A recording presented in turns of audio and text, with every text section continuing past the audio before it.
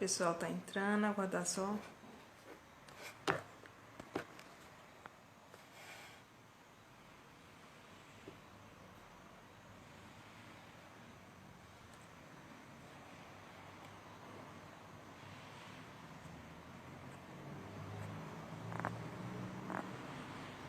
Aguardar o professor Jorge entrar pra gente estar fazendo o convite novamente.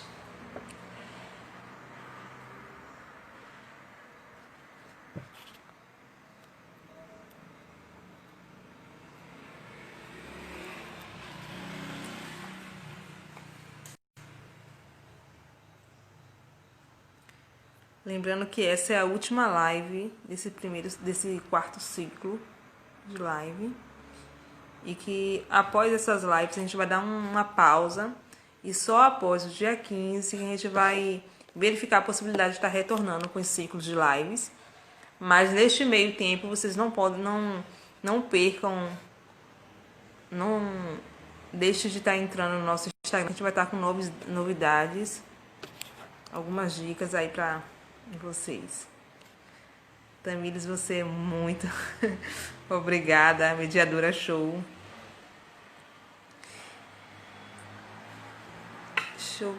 Vamos ver aqui o professor Geórgio. Ele ainda não entrou na live. Tô aguardando só ele entrar para eu estar fazendo o convite, gente.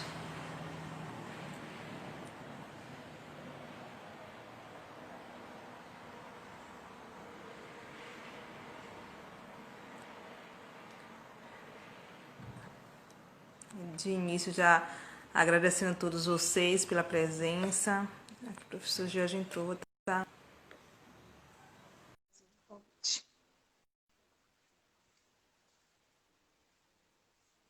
Obrigada, Rejane.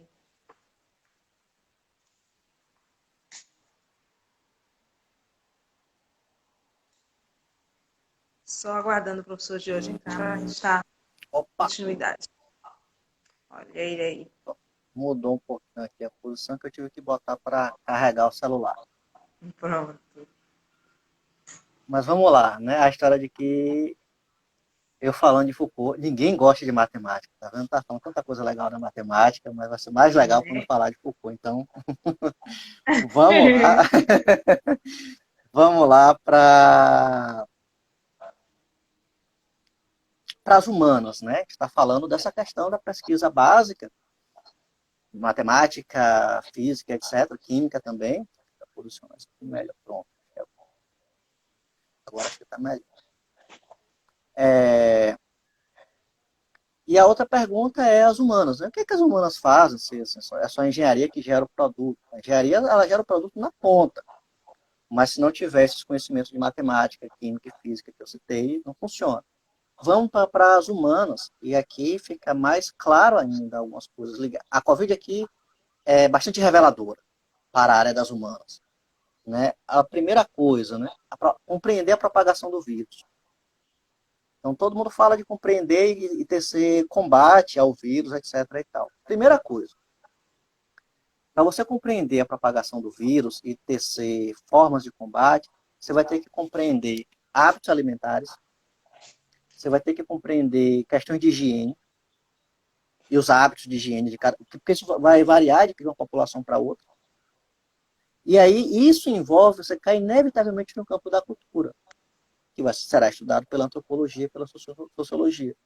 Se você não compreende esses aspectos, você não vai conseguir nem compreender a propagação, nem tecer as ações para o combate. Então, esse é um primeiro. Eu falei de hábitos alimentares e de higiene, mas você tem outros também, como, por exemplo, moradia. Uma coisa é uma sociedade como a Suécia, ou a Dinamarca, onde praticamente todo mundo tem uma casa. Outra coisa é uma favela no Rio, em São Paulo, em Salvador, onde você tem 4, 5, 6 pessoas em uma casa. Você não vai se propagar da mesma maneira. Ou um país onde você tem um contingente muito mais alto de população em estado de rua. Pessoas vivendo na rua. Isso é diferente, isso muda a natureza da coisa. Então, os relacionamentos, se é uma população mais fria, que já por natureza consegue se isolar mais, Ou se é uma população que chegou, se encontrou na rua, tem que abraçar, não sei o quê. Como a gente na Bahia, a gente não dá um beijo, só a gente tem que dar 2 beijinhos, abraço, e faz aquela festa toda. Então, essas coisas afetam. Uma coisa é você estar na população e a pessoa se vê e falar lá de longe, oi. Né? O vírus é mais difícil de pegar do que... Aí você faz uma festa como São João. Ah, vamos fazer a festa do São João. Só que São João é forró, né? Vai todo mundo sacoladinho ali. Verdade. Ah, não, não vou não, não vou. A gente vai se prevenir, vai. Assim, toma umas duas, bota o Luiz Gonzaga. Ah, não dá nada não, vamos dançar. Então, essas compreensões essa dimensão propriamente humana, que é a dimensão cultural, social, você não consegue compreender se você focar só na saúde, se você focar só em biologia e entender o vírus, você não vai combater a Covid nunca. Se você não tivesse a matemática, por causa da função exponencial, não daria certo. Se você não tivesse também esses aspectos da sociologia, da antropologia, não dá certo. Você tem que entender de aspectos psíquicos, porque fica ali em isolamento, o pessoal tem muita gente que começa a surtar, tem muita gente que começa a ter problema. O índice de violência doméstica aumentou. Então, são questões. Aí você tem uma questão legal também. Então, você não consegue combater a Covid apenas com, com biologia, apenas estudando o vírus. Se você estuda só o vírus, aí que você não consegue mesmo. Ah, mas é um vírus, então vamos focar só no vírus? Tá, não vai dar certo. Se não tivesse as básicas lá, e se não tiver também cá, do outro lado as humanas, não funciona. O que é que eu já falei aqui? Pronto, quer ver outra coisa? É preciso compreender a economia, não só para salvar, como todo mundo acha que esse discurso raso, que vai salvar a economia, todo mundo indo para a rua, não é. Você tem que compreender a economia para compreender a cadeia produtiva, para ver como é que você vai coordenar essa cadeia produtiva. Então, porque de um lado, algumas coisas caem, de outro aumenta. Por exemplo, álcool gel aumentou, material de limpeza aumentou, máscara aumentou. O pessoal que faz entrega aumentou. Então tem uma série de outras coisas na outra ponta que aumentou. Então, você tem que ver como é que você vai articular isso para que o aumento de cá se integre e consiga compensar o de cá. Pega uma fábrica que era para roupa de festa e converte para fazer máscara.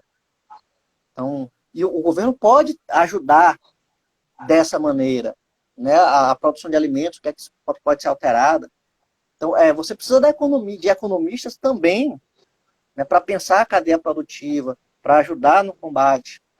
Não é esse pensamento raso de que deixa tudo como está, porque isso não vai funcionar. O outro problema, você não combate a epidemia do Covid, que é a pandemia, na verdade, se você não tem a compreensão histórica. É preciso você estudar história para saber como é que foi lá na gripe espanhola. O que é que aconteceu quando tomou tal medida?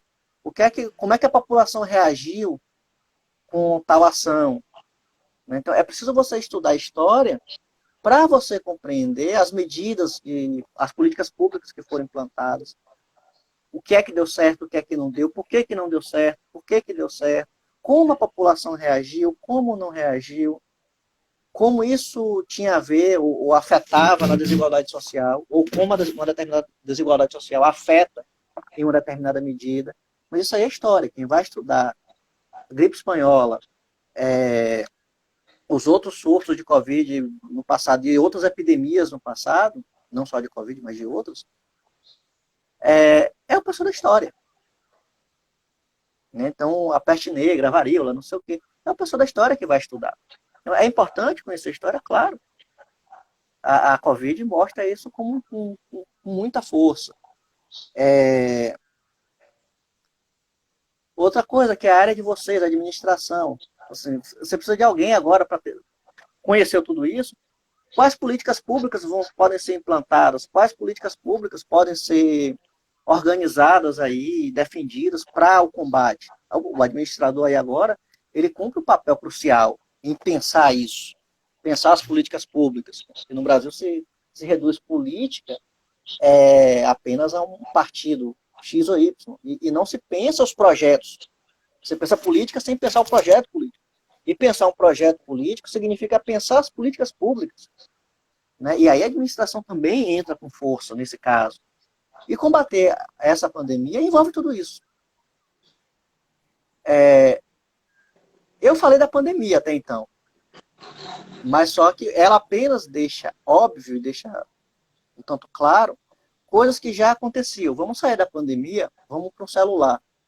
Quando você produz um celular, que as pessoas concentram apenas na engenharia, mas você precisa de um design, você precisa compreender o hábito de consumo do usuário. Como é que ele gosta de usar o celular? Ele gosta de usar deitar, de sentar, de usar na rua, ele anda muito. Que tipo de aplicativo a gente vai botar? Vai botar um aplicativo para explicar, sei lá, como se proteger do frio aqui no Brasil? Não vai fazer sentido. Então você precisa compreender os hábitos do seu público-alvo. Você precisa compreender os desejos do seu público-alvo para que se crie um produto que funcione para ele. Porque se você não compreender esses desejos, compreender esses hábitos, você está de novo no campo das humanas. Por isso que o administrador estuda tanto humanas, por isso que eu dizia, né? O administrador ele não é só a pessoa que vai fazer conta e vai ganhar dinheiro, senão todo matemático seria um grande administrador, e geralmente não é. Né? E o curso de administração profissional já é um curso de humanas, né? Uhum. E você precisa compreender essas coisas todas. Você precisa compreender de antropologia, de como que a diferença social ela afeta no hábito de consumo de uma determinada população. Você vai fazer um celular, você tem que compreender isso. Você vai fazer um celular de 10 mil reais ou de 800 reais. Então, são públicos totalmente diferentes. São classes sociais diferentes. Você tem que compreender como isso afeta no teu público. Então, assim, deixa eu ver se tem mais coisas aqui sobre... Eu falei do celular, né? Mas tudo isso. Você tem arte, porque você vai fazer um celular, que cor, qual desenho que você vai colocar para ele ficar bonito. Porque se o celular for feio, atender tudo, mas se for feio, a pessoa vai olhar, ele cai mais bonito. Carro é a mesma coisa, você tem que ter a combinação das cores. Em qualquer produto, você tem que ter isso. Então, você precisa de todo esse conhecimento das humanas para desenvolver o produto, mesmo lá na ponta. Você precisa de um embasamento de humanas cá, mas você precisa também lá na ponta. Não é só a engenharia que vai fazer. Se você pensar que o celular, você só vai usar conhecimento de engenharia, corre o risco de você fazer um celular até muito bom, mas que ninguém usa. Corre o risco de você fazer um carro muito bom, mas que não vai vender. Então, é por isso que esses cursos são importantes também. Porque no final, quem vai usar esse produto ou esse serviço é um ser humano. Se você não compreende a dimensão humana, não compreende nada. A Covid ela apenas revela isso, mas isso que fica oculto do grande público. Ou transpondo em uma outra linguagem, uma pesquisa, quando você avança muito nela, ela cai no âmbito interdisciplinar necessariamente. Toda vez que você vai desenvolver um produto ou um serviço, você cai no âmbito interdisciplinar. Não tem para onde correr. Você pega, por exemplo, o pessoal pergunta a alguém de saúde pública, que é importantíssimo agora no Covid, se ele consegue fazer um trabalho que não seja interdisciplinar. A saúde pública, eu acho que, se eu não me engano, talvez seja, a área interdisciplinar por excelência. Porque é biologia, é química, é a dimensão humana dos hábitos, da cultura, etc. E tal. Precisa de matemática, como a função exponencial está mostrando. Né? Então, quando você avança, você cai na interdisciplinaridade, não tem para onde correr. Então, a interdisciplinaridade parece ter um discurso que diz que ela surgiu agora, e como se ela surgiu apenas na, nas humanas. Não, a interdisciplinaridade ela já existe, já se faz. O que surgiu agora foi um discurso sobre, mas é uma coisa que já existia. E principalmente na área da saúde. A Covid-19 nos revela isso com muita clareza. Finalizando, senão eu passo a noite toda falando, e vocês querem fazer perguntas, resta uma outra coisa, né? A filosofia e as artes. Eu vou começar falando um pouquinho das artes, eu não vou adentrar nem muito nesse ponto, que talvez fique com a live futura. Mas as artes, para que você investe num curso de arte que não gera nada? Acabei de falar do design, das cores, da beleza. Então, essas coisas ligadas à percepção, os cursos de artes plásticas desenvolvem. Eles vão estudar a teoria das cores. Tem Van Gogh, que estudou teoria das cores bastante. Magritte, eu acho que... Não, Magritte acho que não, mas Van Gogh estudou bastante. Então, e você tem todos os outros artistas, pintores, que desenvolveram bastante isso daí. Né? As formas também, os escultores também desenvolveram. E isso, no produto, isso é importante. Então, eu já mostrei por que é importante as artes plásticas, mas as artes como um todo, pergunta o pessoal que está assistindo live aí, adoidado, de cantor tal, se a arte é importante ou não. Está assistindo filme, série. Ele tá ficando em Se não casa o for, tempo todo. se não fosse a arte, muito de nós já teríamos focado. Muito da gente já não teríamos suportado. Então, a arte é essa dimensão própria. Né? O Paulo Leminski, que é um poeta brasileiro, curitibano, final agora do século XX, ele diz algo que eu acho genial. Ele diz o seguinte, ele fala, olha, a poesia, ela dá um barato fundamental para o ser humano, que nenhuma droga, nenhuma bebida e nada é capaz de suprir. E aí ele finaliza dizendo, olha, e a poesia não precisa se justificar a luz de nada. Ela dá esse barato. Traduzindo para uma linguagem atual, ela bate onda. Então, a arte... Mas ele falou da poesia, mas a arte como um todo dá esse barato. A arte como um todo causa isso. E a gente precisa sonhar. A dimensão do sonho é uma dimensão crucial do ser humano também. Veja quantos as pessoas não pagam por um show. Por que as pessoas pagam tão caro por um show de música que gostam? Por quê? Por que você faz excursão, sai de Piauí para ir para Salvador, porque tem um show de não sei quem que nunca veio na Bahia? Por quê? É apenas consumismo? Será mesmo? As pessoas têm necessidade disso. Por isso que a arte é importante. E aí, filosofia. Por que a filosofia é importante? Aliada à arte, aí agora eu estou tirando a filosofia das exatas, estou trazendo cá para as humanas, ela vai pensar isso é uma coisa crucial, é uma questão que a filosofia coloca que nenhuma outra coisa coloca, que é pensar o sentido da existência e o sentido da existência humana. Nenhuma outra dessas ciências, nem a matemática, nem a biologia, nem a química, nem a antropologia, nem a sociologia, nem a economia, nenhuma dessas ciências conseguem pensar ou sequer colocam a questão do sentido da existência humana. Então, se você não pensa o sentido da sua existência, né, talvez você vire um escravo, um robô e passe a vida toda dessa maneira sem se dar conta. Ou seja, a filosofia, justamente porque é ela quem coloca o sentido, essa pergunta, né, pelo sentido da existência, ela não coloca a pergunta de como fazer a curva exponencial lá do Descartes, como fazer um cálculo, como fazer uma ponte melhor, como combater o Covid. A filosofia não se questiona por isso, mas se questiona até por alguma dessas coisas de modo mais secundário. Mas uma questão que ela coloca é a questão da existência humana e da liberdade. E só ela coloca. Assim, pelo menos dessa maneira, ela é essencial para pensar isso. Se a gente não pensa a nossa existência, a nossa liberdade, corremos o risco de ficar escravo a vida toda, escravo de várias coisas, né? E isso fica claro também Na Covid. Porque agora qual é a grande questão? Porque a minha liberdade de ir e vir, não sei o quê.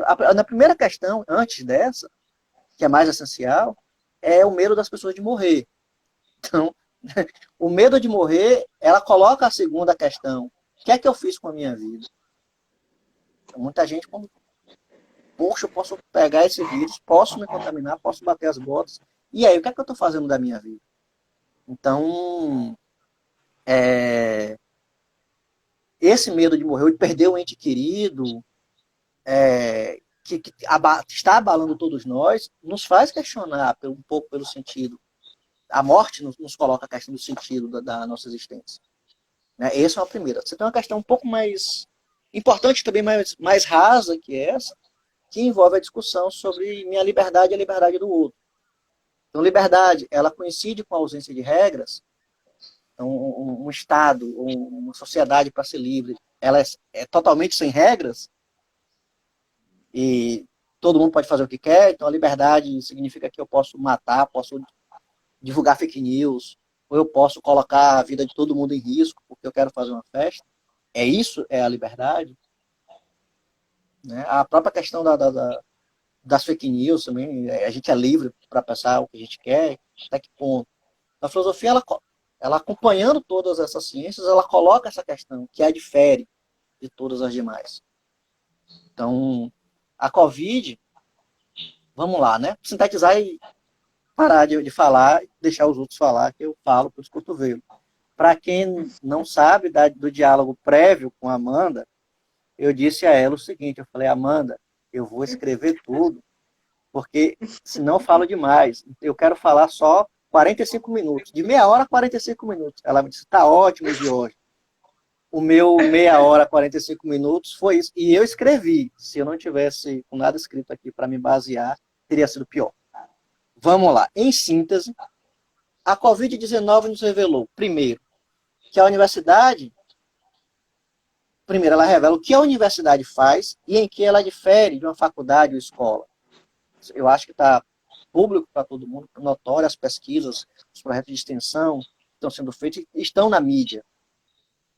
Segundo, a Covid revela que se faz ciência e muita no Brasil, e que essa ciência é feita quase integralmente nas universidades. Volta e meia a gente está vendo aí notícias, né, de pesquisadores de universidade tal, que descobriram isso, aquilo outro. Terceiro, a Covid também revela, justamente por isso, que além de ciência, a universidade, através da extensão, também presta serviço e desenvolve produtos para a comunidade, quais sejam hospitais universitários, produtos de assistência básica, como as máscaras, ou insumos, cursos livres, tem muita universidade que está apresentando para a população, informação para a população e etc. Quarto, a Covid também revela que o investimento em pesquisa é altamente rentável. Vide patente, produtos, procedimentos, serviços, plataformas, etc. As patentes aí, quem descobrir a vacina, isso daí provavelmente vai conseguir tirar muita grana. Ou quem descobrir algum remédio que cure, vai tirar muita grana. Quem tem patente sei lá, de máscara, não existe patente de máscara, mas de algum remédio que, caso venha a se tornar importante, também vai conseguir muita coisa.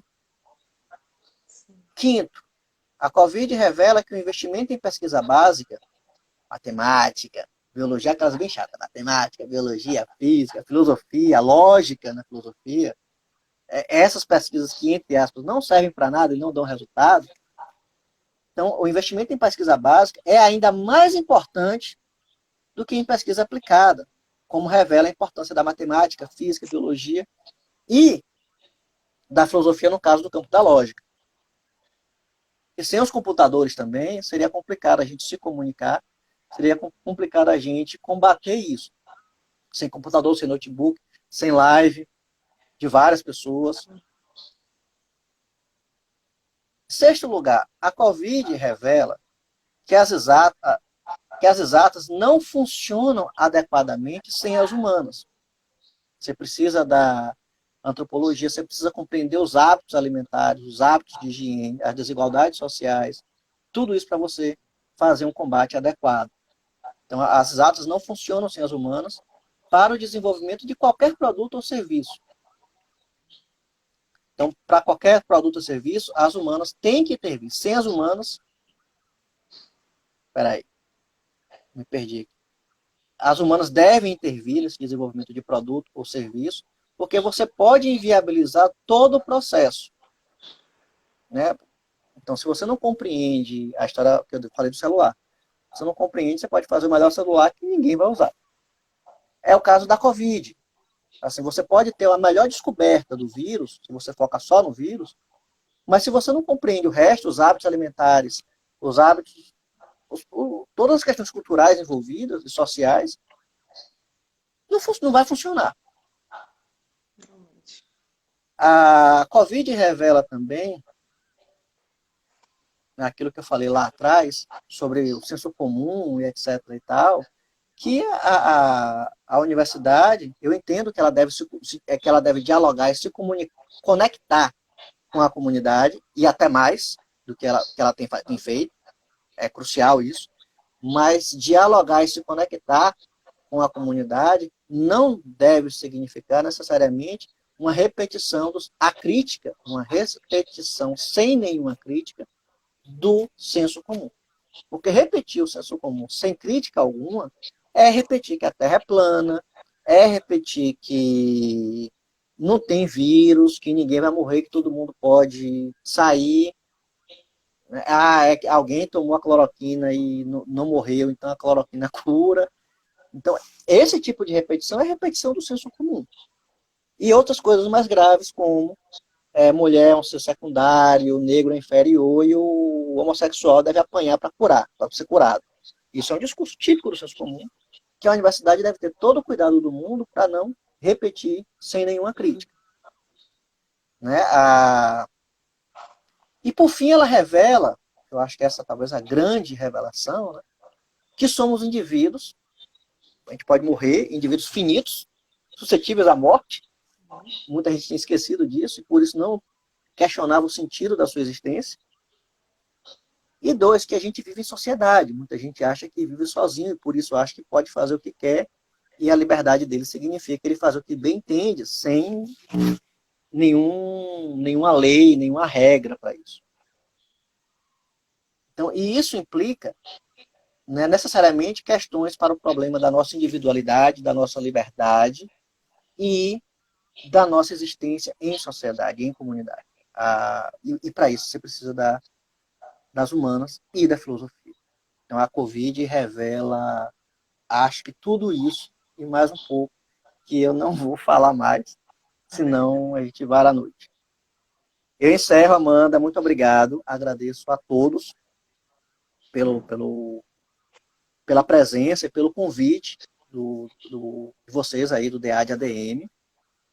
Eu optei por falar assim de vez, depois abrir para pergunta, porque se eu também fosse falando e respondendo pergunta, novamente eu ia falar demais. Acabei agora. Na verdade, não tivemos perguntas.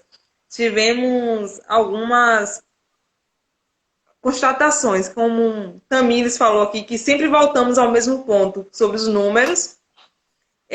Paloma também falou que a arte está nos salvando nesse momento, né? E Tamires ainda fez um pedido que para o senhor indicar filmes de seu entendimento que são relevantes para o nosso conhecimento. Olha, vamos lá. Umas dicas de filmes. De filme, assim, de bate-pronto, eu não tinha pensado. Mas tem uma obra que virou filme, que é o Ensaio sobre a Cegueira, do Saramago. Muito bom. Que eu acho que é o que a gente está vivendo. Você pode ler o livro ou pode assistir o filme. Eu acho que é o que a gente está vivendo, não é outra coisa. Está vivendo o momento da cegueira. E como inclusive, ela nos contamina sem que a gente perceba isso. Diga, Amanda. Você estava falando sobre a filosofia e eu acho que nesses tempos de pandemia nunca se fez tão necessário esse questionamento que a filosofia traz para a gente. Porque essa questão de ética, de moral, que a gente tanto debateu na sala de aula, eu acho que falta muito desse questionamento hoje para a nossa sociedade no geral. Uhum. Entendimento do que é ética, do que é moral. Isso, a nossa sociedade, cada vez mais eu converso que ela não tem a mínima noção do que é. Ela tem a gente vive numa sociedade que tem a noção do que é estabelecer regra para o outro. É aquela coisa, né? Eu vou fazer e acredito nisso, portanto você tem que fazer. Então, olha, eu acredito que devemos ser caridosos, portanto você deve fazer a caridade.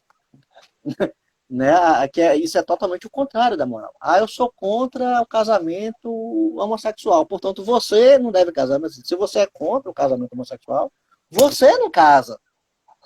O outro faz o que ele quer. A moral é para si, não é para o outro. E a Covid revelou isso com muita clareza, né, também. Acho que mais, né, hoje, por isso eu estou indicando ensaio sobre a cegueira. Mas eu acho que vale também, talvez, uma live sobre o assunto. Que eu acho, a Ariana comentou comigo da gente fazer uma live e talvez seja essa, por isso que ela falou ela citou o assunto, ética, moral, tal. Então, talvez daqui a uma semana, alguns dias, a gente esteja fazendo uma live também sobre o assunto. Só sobre o que Sim, Camille comentou, eu não lembro agora de cabeça, mas eu posso indicar outros filmes mais na frente. ótimo. Você pode estar passando para a gente ideia que a gente pode estar disponibilizando na página essas dicas. Certo, certo, certo, certo. Mais alguma Gente, mas pergunta, pessoal? Alguma pergunta que vocês queiram fazer ao professor para a gente estar.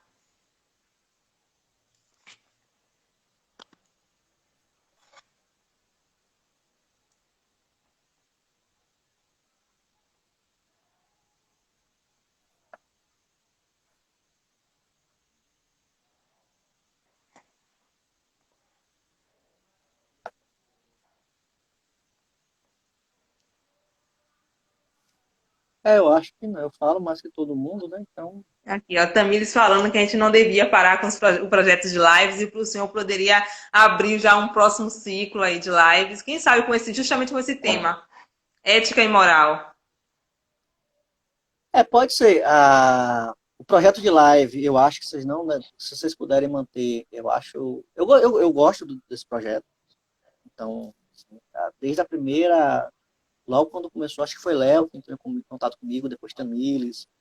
Falou, olha, eu não posso porque eu tenho um monte de compromisso agora e eu posso ficar para mais para frente. Por isso que eu não vi antes. Mas eu sempre admirei o projeto. Acho que sim. Acho importante se vocês pudessem manter, que vocês mantenham. Posso vir outras vezes também. Sobre ética e moral, posso falar também. Talvez agora fique repetitivo, porque provavelmente eu vou ter uma live com a Ariana falando sobre o assunto. Mas mais na frente talvez não fique repetitivo. Falar agora e depois, 4 dias depois, falar novamente, fica. Mas posso falar sobre outro tema também. Sim. Então é isso, professor. Como não surgiu mais nenhuma pergunta, o senhor pode estar fazendo suas considerações finais. Tá, então. Eu não tenho nem muitas considerações finais para fazer, porque, como eu tinha preparado a fala já toda, né, nesse sentido, mas eu vou colocar em destaque isso que você falou agora, da, da ética e da moral, que acho que é o que o Tamires acabou de. Ah, não, falou de uma outra live. Mas eu acho que um grande problema que a gente está vivendo é primeiro, as pessoas, todo mundo arvora para si um moralismo que o coloca como superior. Todo mundo se coloca como superior. É uma tendência, em um certo sentido, natural nossa, a gente achar que a gente está certo até por sobrevivência. Mas isso está exacerbado, tá todo mundo se colocando como muito superior. Ah, e aí fica uma questão de achar que os valores que ele acredita são os valores que o outro deve seguir, justamente, e acha que isso é moral. Isso não é, isso é autoritarismo, é diferente, totalmente diferente, moral de autoritarismo. Então, se você acredita em uma determinada religião, pratique você. Ah, eu sou cristão, então você pratica o cristianismo. Mas fulano, não, fulano é outra, fulano é, sei lá, é, é da Umbanda. Fulano, quem é cristão é você, não é fulano. Então quem tem que praticar é você, não é fulano. Fulano é ateu. Não, problema de fulano. Você que é o cristão, você que tem que praticar. Com o ateísmo também. Ah, eu sou ateu, tudo bem. Você não acredita. Mas aí fulano acredita em Deus. Não, fulano é outra história. Então quem tem que praticar e exercer os valores nos quais acredita é a própria pessoa, não é o outro. Então, se você acha feio mentir, não minta. E as pessoas dizem que é feio mentir, mas todo mundo faz, então elas fazem também. E às vezes nem todo mundo faz. Né? Ela acha feio mentir, ela mente e não quer admitir, e aí usa essa desculpa de que fulano ou Beltrano fez, portanto ele fez também. É esse o ponto. Esse moralismo exacerbado, que não tem nada de moral nem de ético, nos conduziu também a uma cegueira. É muito fácil você não ter competência para alguma coisa e se arvorar melhor porque você se acha melhor. É aquele caso do indivíduo que não estudou nada de física, não fez nada, mas ele acha que a Terra é plana, mesmo com pessoas que têm doutorado, pós-doutorado em física, que estão na NASA, no Brasil, nas melhores universidades do Brasil e do mundo, todo mundo unânime, pessoas que passaram 20, 30 anos estudando isso, unânime em dizer a mesma coisa, e ele chega simplesmente e fala, não, está todo mundo errado. Você fala, mas olha, todo mundo está dizendo, todo mundo é vagabundo, todo mundo é filha da puta, todo mundo é... Não podia xingar, mas já xinguei. Todo mundo é isso, é aquilo, e eu, que sou o superior. É muito fácil isso. É muito fácil você não dar demonstração técnica de nada e se arvorar ser melhor que o outro. Isso é um discurso fácil e raso. Então, eu sou melhor, portanto está todo mundo errado e eu estou certo. Aí você mostra por A mais B que ele está errado e fala, mas você é ladrão. Mas você é aquele velho discurso de político raso. Ele fala, olha, eu vou criar uma ponte que ligue um túnel subterrâneo que você liga Ipiaú ao Japão. Né? Aí você fala, mas como é que você vai fazer isso? Porque você é ladrão. Você não fez porque você é ladrão, mas eu vou fazer, eu sou honesto. Você fala, tá, tudo bem. Ou seja, ele oculta a incapacidade técnica dele com o discurso moralista. Eu acho que a técnica não é tudo, mas ela é importante também. Você não vai, porque eu sou uma boa pessoa, não sei nada de engenharia, sou uma boa pessoa. Vai fazer a ponte? Não vai. É mais fácil o ladrão que entende de engenharia fazer a ponte ficar de pé, do que o, entre aspas, honesto que não sabe nada de engenharia fazer a ponte, essa ponte ficar de pé. Não fica. Porque no caso do indivíduo que tem o conhecimento técnico, a questão é a moral, você fala, olha, saber fazer, ele sabe. Se ele quiser fazer, ele faz. O que pode acontecer é ele roubar e não fazer. Mas aí o que é que você faz? Você tem as políticas públicas, né, para os mecanismos de gestão para controlar esse desvio de verba, qualquer outra coisa. Esse você consegue controlar. Agora, um indivíduo que não sabe fazer, não adianta. Você pode, por mais honesto que ele seja, ele não vai fazer. Eu não estou fazendo aqui um elogio do roubo, nem fazendo um elogio do rouba, mas faz. Eu estou fazendo, explicando uma questão de que, no momento atual, você tem um discurso raso de negação da ciência. E como eu disse lá no início, muita gente do meio universitário, em vários momentos, apoiou não o discurso político, mas o discurso de temos que reproduzir o senso comum, temos que fazer igual ao senso comum, porque o senso comum, Quando o senso comum revelou o que é que ele era, então todo mundo caiu de costas. Aí a minha pergunta é, vocês não sabiam que o senso comum era isso? O senso comum estava o tempo todo dizendo aí, né, esse tipo de coisa. Então, e a gente, eu não vou colocar os outros, vou colocar a gente, né, embora eu não tenha feito, mas eu sou do meio universitário. E das humanas, especificamente, que foram as humanas quem, de um modo mais veemente, defendeu isso, a gente defendeu esse tipo de coisa. E agora está o resultado.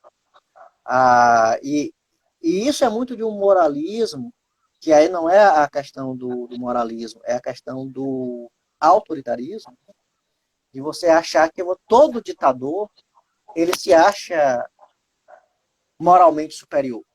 Todo ditador ele acha que ele foi eleito por uma divindade, por Deus, ele vai fazer, ele é dono de uma missão, que ele vai salvar todo mundo, e ninguém sabe, só ele, porque ele é superior.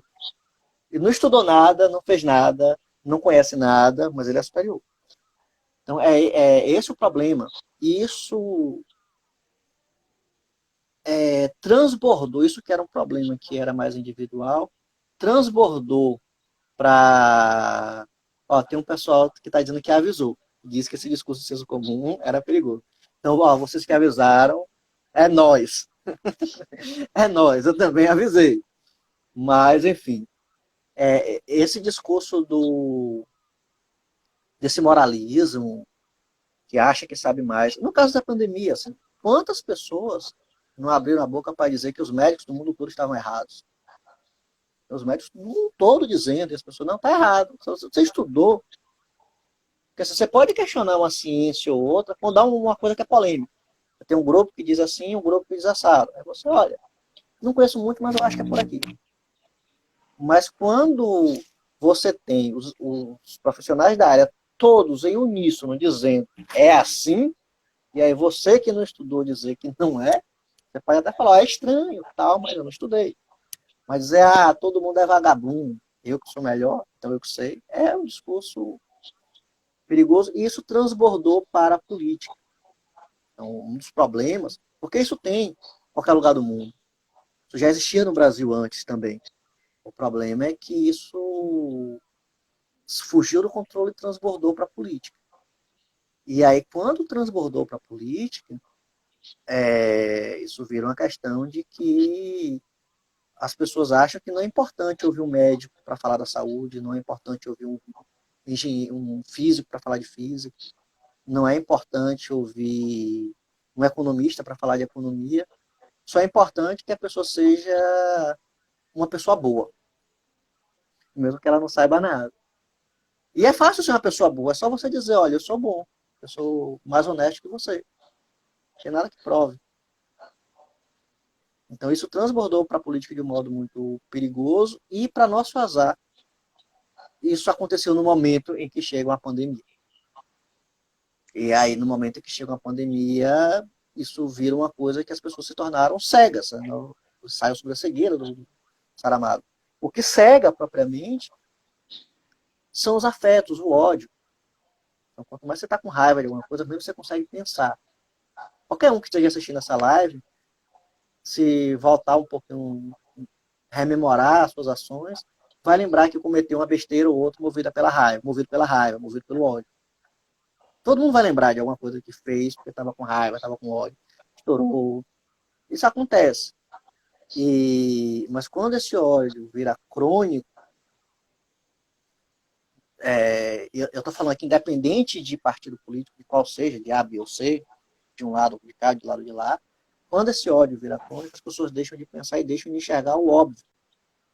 A maneira mais fácil de você cegar um grupo é você fomentar o ódio nesse grupo. E se fomenta o ódio gerando um discurso de indignação. Eu não estou negando os motivos de quem se indigna, quem fica indignado com a política aqui e ali. Normal. Às vezes até o estranho é que a pessoa não fique indignada. Mas a indignação é um sentimento que é muito fácil de ser manipulado. Você, Amanda, tá aí, eu chego, Amanda. Fulano ali falou que você passou no mercadinho ali e toda vez que vai lá, você dá o calote e não paga. se você já tem alguma desconfiança de fulano, seu ódio já Sei sobe lá. na cabeça. E aí você não quer nem saber se fulano falou ou não. Basta eu saber que você tem uma desconfiança com ele, eu chego e digo isso para você, você já vai lá e quebra ele todo. Sim. Você já fica com raiva, já não quer mais meia. E, e pode até acontecer né, em política é comum isso, você vai lá e você faz, você fala, ó, fulano disse que foi você que fez. Aí você vai, fica no ódio. Então é fácil você. Por que você foi? Porque você ficou indignada, você se sentiu injustiçada. Então é fácil essa manipulação. Não é difícil. Você estuda psicologia, se aplica nisso daí, se faz. E a gente está nesse momento. A gente está no momento em que os afetos estão sendo manipulados, as pessoas não estão se dando conta, e quando o afeto é manipulado, não adianta você mostrar pela via racional. Não adianta você mostrar pela via racional para uma pessoa que diz que a Terra é plana, que a Terra não é. Você tem 400 anos de ciência no mundo todo mostrando. Não é uma coisa que essa pessoa não teve acesso à informação. Assim, acesso à informação mostrando que a Terra é redonda é o que mais ela tem. Ela acredita não é por falta de acesso à informação. Geralmente, a Terra plana é alguém que queria estar no meio universitário, que queria ter um destaque intelectual, não tem. E aí se destaca nesse grupo que diz que a Terra é plana. Né? Aí ele acha que porque ele acredita numa coisa que ninguém acredita, e fala um monte de coisa que ninguém entende, que ele é mais intelectual, que ele é mais inteligente que os demais. Então, ele começa. Isso aí está inteiramente no plano dos afetos. Isso não está no plano racional.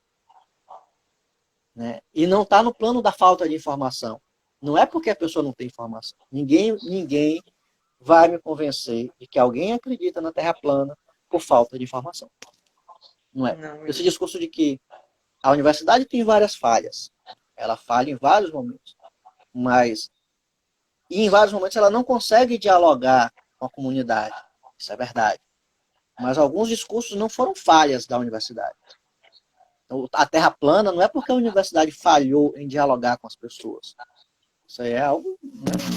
Não foi uma falha nossa da universidade. Agora, se as pessoas resolveram acreditar nisso, por conta de um ressentimento, de alguma outra coisa, nós não temos como fazer nada. Aí é uma coisa que nós, enquanto comunidade, temos que resolver e nos resolver com os nossos próprios demônios, as nossas próprias inquietações, os nossos próprios ressentimentos, frustrações que todos nós temos. E quanto mais a gente alimenta isso, hoje, pior vai acontecer. Porque mesmo que a gente tenha razão, quando o ódio sobe a cabeça, a gente perde a razão. Então é fácil a gente estar defendendo uma boa causa, o ódio subir a cabeça e você fazer exatamente o contrário do que você estava defendendo. Por isso que a gente tem que ter, nesse momento, acho que é calma, tranquilidade. E paciência. verdade. Paciência. A gente percebe que nesse momento não é falta de informação que a sociedade está tendo. A sociedade está escolhendo em que acreditar, né? Ela tem Exato, as escolhas, ela tem a informação, só que ela escolhe o que ela vai acreditar. exato. É esse o problema. E o modo como ela escolhe é influenciado em grande parte por seus afetos, por seus sentimentos, mais do que por faz. Então é Exatamente. isso, minhas considerações finais, é que fiquem em casa, botem a cabeça no lugar, fiquem com calma, muita paciência, busquem aquilo que torna vocês felizes, o que é que faz você feliz nesse momento, o que é que faz você feliz na sua existência. Busque por isso, porque é isso que vai manter de pé o seu equilíbrio mental. A gente faz o que gosta, a gente consegue minimamente manter de pé nosso equilíbrio mental. E quando a gente está fazendo alguma coisa que a gente não gosta, é muito fácil de perder isso aqui. Então, essas são as recomendações do doutor médico Kausch e deixa eu ver aqui, lembrar aqui, sei lá o que. Giorgio, né? Professor de autoajuda, psicólogo de esquina e conselheiro de gente que está desesperado na pandemia. É isso. Mas é isso, professor. Muito obrigada pela sua participação. Foi uma live muito ótima. E a gente vai se encontrar aí nas próximas lives que virão, com Espero que sim. certeza.